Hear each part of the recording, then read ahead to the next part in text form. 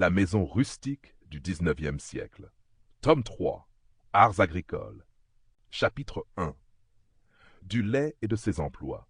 La laiterie est le lieu où l'on dépose le lait après qu'il a été extrait des mamelles de la vache, soit pour le conserver pendant quelque temps, soit pour obtenir la séparation des divers principes qui le composent et les transformer en beurre, en fromage ou en quelques autres produits propres à la nourriture des hommes ou des animaux. Les travaux de la laiterie sont les plus agréables et en même temps peut-être les plus profitables parmi tous ceux de l'agriculture. Le lait forme en effet, tant en nature que par les autres produits qu'on en retire, un des principaux aliments de la famille.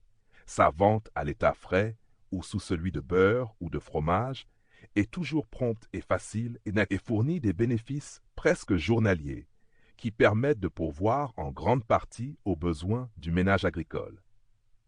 Les produits de la laiterie pouvant subir diverses transformations, c'est au fermier à calculer sous laquelle d'entre elles il est le plus avantageux pour lui de les débiter.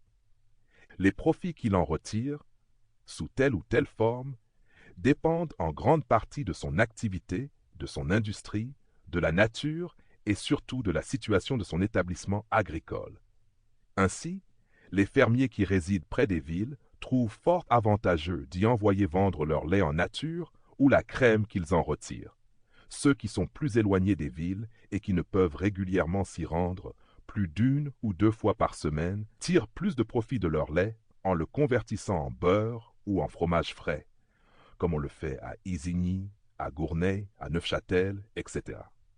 Enfin, les cultivateurs qui, par suite de leur éloignement des centres de consommation, de la difficulté des transports, du mauvais état des routes, fréquentent rarement les villes, les foires ou les marchés, ont intérêt à transformer leur laitage en produits qui puissent être de garde et voyager au loin, tels que le beurre fondu ou salé, comme cela se fait en Bretagne, et les fromages, ainsi que nous le voyons dans une multitude de lieux divers de la France et des pays étrangers. Il y a aussi des circonstances où il est plus profitable de faire consommer dans la ferme tous les produits de la laiterie.